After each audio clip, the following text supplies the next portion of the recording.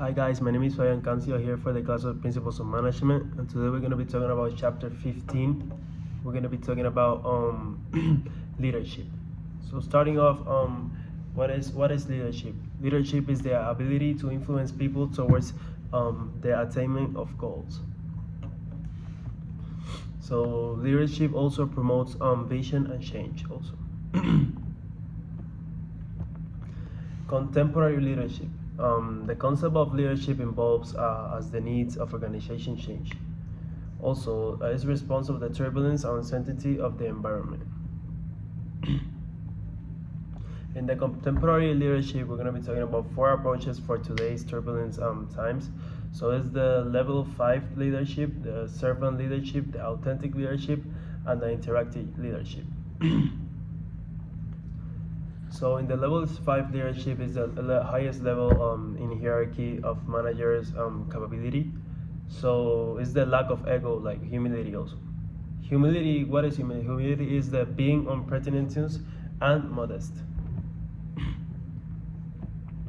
Now we're going to be talking about servant leadership. Servant leadership is transcending self-interest to serve others.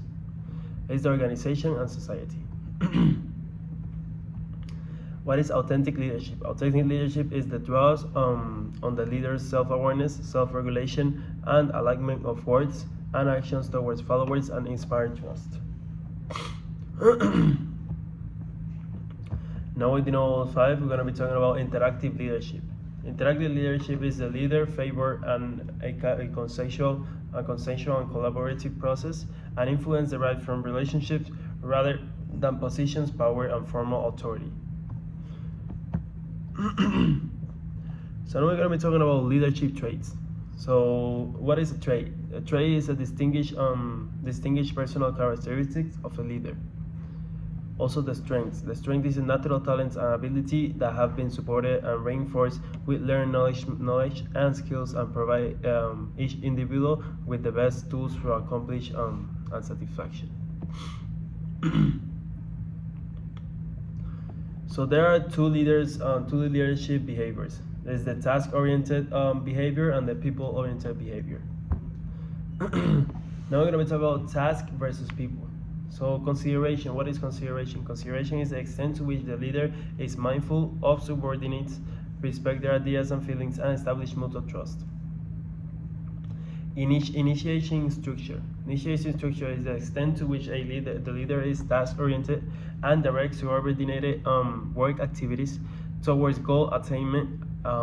Also, associate behaviors is clarifying, planning, monitoring operations, and problem solving also. Now we're going to be talking about contingency approaches. So what is contingency approaches is the method of exploring how the organizational situation influences leader effectiveness. Situational model. Situational model is originated with Hersey and Blanchard. It focuses on a great deal of attention on the characteristics of followers in determining appropriate leadership behavior. So now we're going to be talking about Fiedler's contingency theory. So here we have the leader's style is task-oriented or relationship-oriented. The leadership style is difficult to change. Also, the favorability of a leadership situation can be analyzed in terms of 3 elements: the quality of relationship, the degree of task structure, and the extent to which a leader has formal authority over followers. Situational substitutes for leadership. So substitutes for leadership are something that makes the leadership style unnecessary or redundant. A neutralizer. Neutralizer is something that counteracts the leadership style and prevents the leader from displaying certain behaviors. Now we're going to be talking about charismatic leadership. Charismatic leadership is articulating a clear, appealing vision, is exerting a idealized influence and providing inspiration, motivation to stimulate people to do more than they would normally do, despite obstacles and personal sacrifice. Also the vision. The vision is the attractive ideal future future that is credible yet not readily available still. What is transformational versus transactional leadership? Transformational leadership leaders is individuals distinguished by their special ability to bring about innovation and change by creating an inspiring vision, shaping values, building relationships, and providing meaning for followers also. Transactional leaders is the individuals who clarify the role and task requirements for subordinated, initiate structure, provide appropriate rewards, and display consideration for followers. What is followership? Followership is organization does not exist without followers.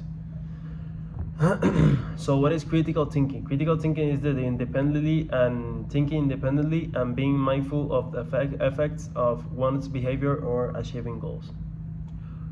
Uncritical thinking is the failing to consider the possibilities beyond what one is told.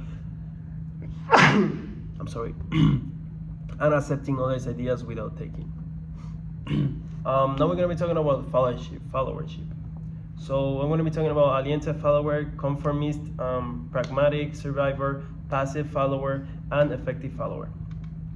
So alienated follower is an independent critical thinker, but is a passive in the organization. The conformist is a follower who participates actively in the organization but does not use critical thinking skills. Pragmatic survivor is the follower who has qualities of all follower styles, depending on which fits the situation. Passive follower is the one who exhibits neither critical independent thinking or active participation. The effective follower, the last one here, effective follower, is a critical independent thinker who actively participates in the organization. Now I'm going to be talking about power and influence. Power is the potential ability to influence the behavior for others. Influence is the effect that a person's actions have on the attitudes, values, beliefs, and behaviors of others. In the higher position power, we have legitimate power, reward power, and coercive power. Legitimate power is the power that comes from a manager from a position in an organization and authority granted by that position. Reward power is the result from the authority to bestow rewards, and the coercive power is the stems from the authority to punish or recommend punishment. And that. So now we're going to be talking about power and influence. So personal soft power comes with expert power, that is known as power that results from a leader's special knowledge or skills in the task performed by subordinates. The referent power is also soft power, and it is the result from characteristics that command subordinates, identification with respect and admiration for, and desire to emulate the leader. So yeah, guys, this is much about chapter 15, content mastery, here for principles of management. Thank you, guys.